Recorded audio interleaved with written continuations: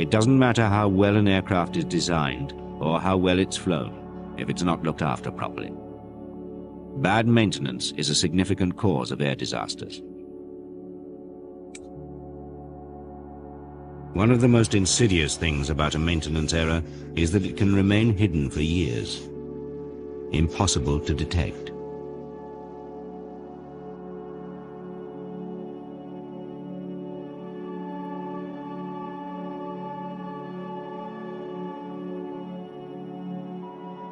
On August the 12th, 1985, Japanese Airlines Flight 123 waited at Tokyo Airport for the evening flight to Osaka.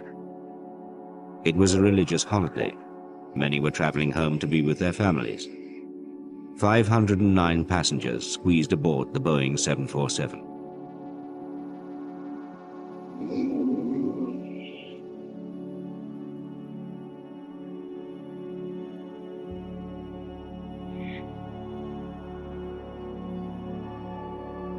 "13 minutes later, at Tokyo's Air Traffic Control Center, an emergency signal began to flash alongside the plane's image on the screen.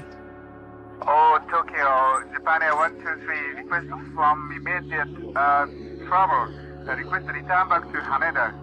Descend and maintain 220, over.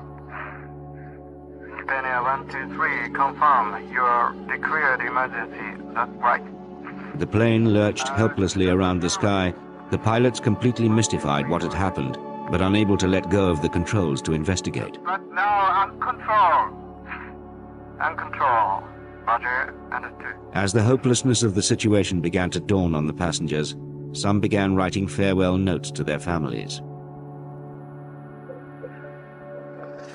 After 32 minutes, the plane gave up the unequal struggle to stay in the air. It went into a dive.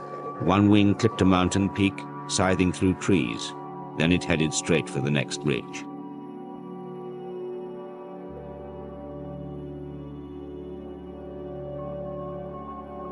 "520 people died, the worst single plane crash in history.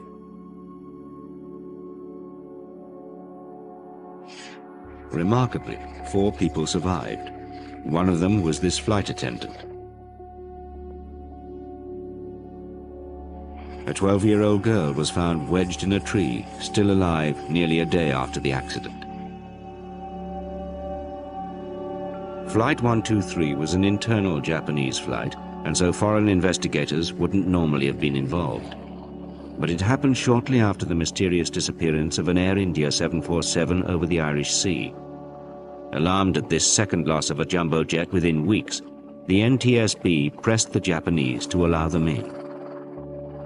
We knew the airplane in Japan had a structural problem, and that brought into question the safety of the 747. Was there a generic flaw that we didn't know about? I believe at the time there were like 650 of them flying worldwide. That put a tremendous pressure on the United States, Boeing, FAA, NTSB to find out if there was a generic flaw that needed to be fixed. If we grounded the 747 because it had an unknown flaw, we would have had a serious international problem in transportation. So we were trying to find out what happened in Japan very quickly. The first clue to the cause came days later. An amateur photographer had snapped the stricken plane as it passed overhead. Computer enhancement of the photograph appeared to show that a large part of the tailplane, including the rudder, was missing.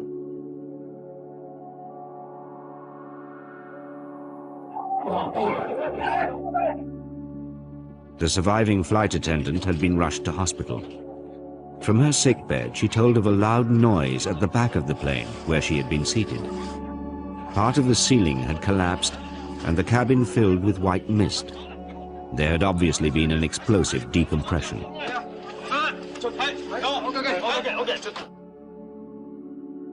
Ron Schleed paid his first visit to the site.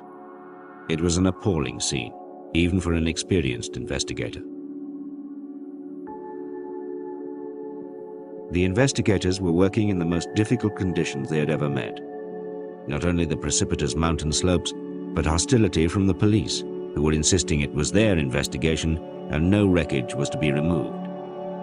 Feelings ran high against Boeing. As a matter of routine, the NTSB men examined the plane's maintenance record. There, they made an ominous discovery. 7 years earlier, this plane had banged its tail along the ground whilst landing. It had been extensively damaged. Boeing maintenance men had been called in to repair it. The critical repair they'd made was to the rear pressure bulkhead. The bulkhead, which resembles a huge metal umbrella laid on its side, stops pressurized air escaping from the back of the cabin. It had been cracked in the bad landing, so the Boeing men had riveted on a new section. Part of our team was a fractures mechanics metallurgist, what they call a national resource specialist, Tom Swift, who worked for the FAA. He didn't go to the accident site. He was not the type he just didn't go to the accident site. He was there to help us. And we studied the repair documents as to how it had been repaired and came up with some theories. One theory was that if the rivets weren't put in properly, and instead of being 2 rows of rivets taking up the 2 pieces of metal, if they weren't put together right, only 1 row of rivets, that would be half strength. It would have half the strength. Well, Mr. Swift had the ability to make calculations on what this meant. His analysis was that if this wasn't put together right and it was 1 row of rivets, that joint would fail at a certain predicted number of takeoffs and landings. Every time the airplane takes off and lands, it's pressurized. It flexes the metal. Well, his calculations were very close, within 5% of what that airplane had actually flown since the repair. So we had a pretty good suspicion what to look for. So the next day when we went to the accident site, we definitely focused on the tail. It became obvious all of a sudden that this joint had been put together improperly, that there was only 1 row of rivets taking up 2 pieces of these metals.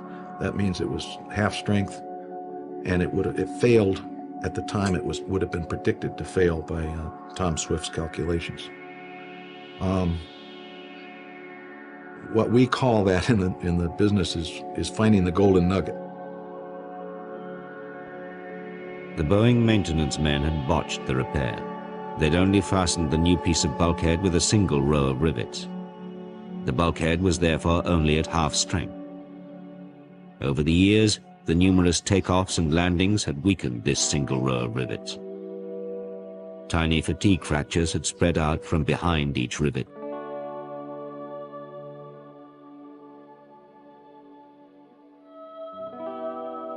And the structures engineer from Boeing, who was, I forget his exact title, but he was Boeing 747 Structures, reacted, as you would expect, very upset and concerned, because this repair and this design and everything was his responsibility at Boeing as the structure's primary person for Boeing. It was very emotional time. It was for all of us, but certainly for him, because the realization that the people that did this repair after the accident had put it together wrong, and it was really why the airplane came down. It was very emotional, and he got very upset, and I understand why. 13 minutes into the flight, as the plane reached maximum pressure, the tiny fatigue fractures growing behind each rivet finally joined up. The pressure bulkhead shattered like a plate. Air from the pressurized cabin blasted through into the tailplane and blew it away, rudder and all. The plane's 4 hydraulic lines all meet in the tail and were torn out. Precious hydraulic fluid bled away into the atmosphere. The pilots never had a chance. The Japanese engineer who had sanctioned the repair committed suicide. Boeing later made a full public apology for their mistake. 4 years later, an almost identical situation was to arise on the other side of the world that would present the pilots with another mission impossible.